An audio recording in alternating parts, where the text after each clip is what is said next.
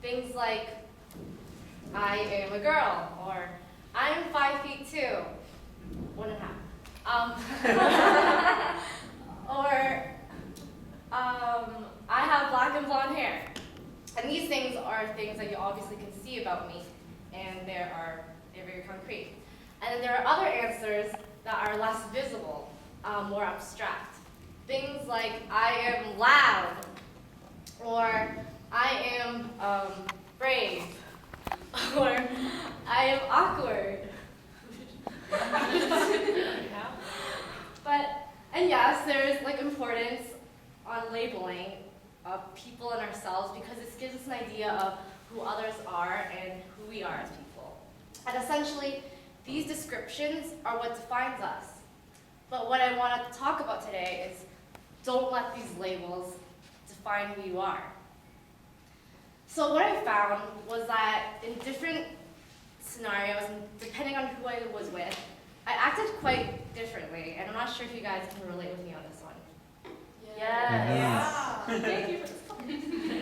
So at home, I find myself to be more quiet, more uninterested, and just a bum. And then with another group of friends, I'm loud and ditzy and obnoxious. And then with other group of friends, I was more of a deep thinker. I was more sophisticated, or more reserved. And then when I took notice of this kind of discrepancy in myself, it kind of turned more to some sort of identity crisis. I know this whole message of be real, be authentic. And I questioned that because I didn't really know what it meant to be real when I found myself to be so incongruent, when I had all these opposing personalities I saw that I had. And another thing that I found was that because of these qualities I identified myself with, it became something that I felt like I had to fulfill.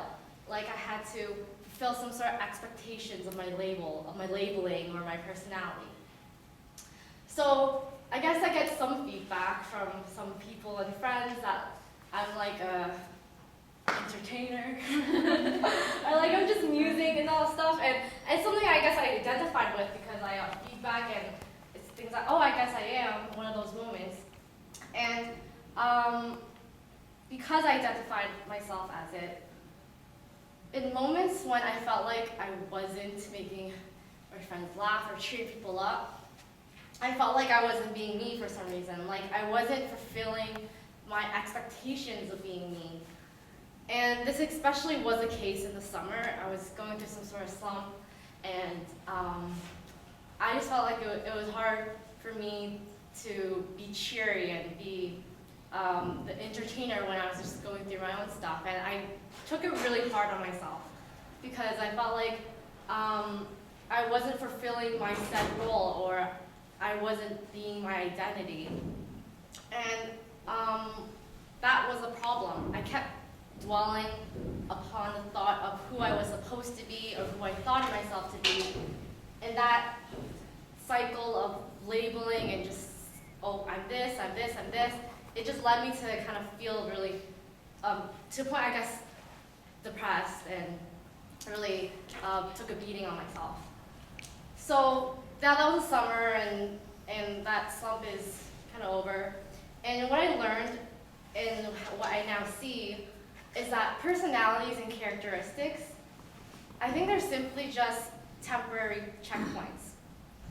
They're just descriptions used to indicate who you were at that given moment, but is not indicative of who you are or who you are supposed to be moments later and a second later, tomorrow, or in the next 10 minutes. And with this mindset, of how characteristics and all these things can and will change so fluidly, I think with that mentality, we won't have to feel so restricted in this cage of our own created identities, because ultimately, we create our own identities. So we can apply this mindset to ourselves with, I'm just going to throw some examples. Let's just say you identify with yourself being strong, being emotionally strong. with your friends or family. But just because you're like that in one moment does not mean that you're not allowed to be vulnerable or broken in the next moment. And even if you are, that's okay, because that moment will pass, and that moment will pass, and that moment will pass. If you're a passive, if you're someone in multiple scenarios and very passive in your life, that does not mean you cannot and should not stop you from being assertive and upfront or even harsh if needed to be. And if you're interacting with people and you find yourself boring and you just feel that you're boring and people call you they're boring, sure, you can accept that you're boring, but then I don't think that makes you a boring person in whatever moment that passed later. So with this whole mentality, thinking about ourselves, we should also project that onto other people. So things like, Jimmy was a jerk to me 10 minutes ago. Doesn't mean that Jimmy's a jerk right now, and I should not define him as a jerk onwards and hold that against him. Or my significant other, he's sweet, he's a sweetheart. I think I said sweet a lot. She's sweet, sure. But does not mean that I should hold an expectation that he should be sweet in the next time around.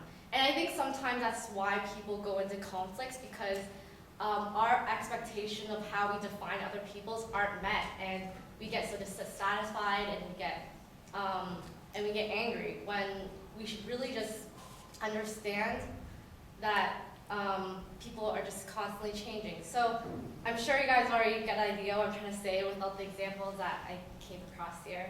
And so what I said previously, I think we need to understand that people are a spectrum of changeable possibilities.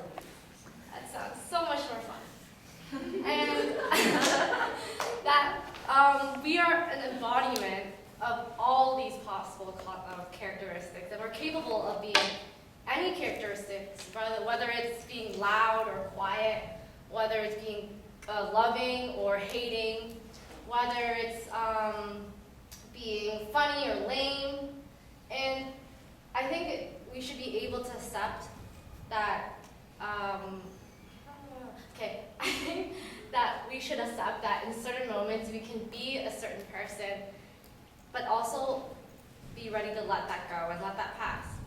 And I hope that with this understanding, we will be able to be less harsh on other people, and most importantly, be less harsh on ourselves, on the way we see other people, when we recognize that these things and these characteristics are just constantly changing in front of us. And that's because change is the only constant, and that's the only thing that we should accept in life.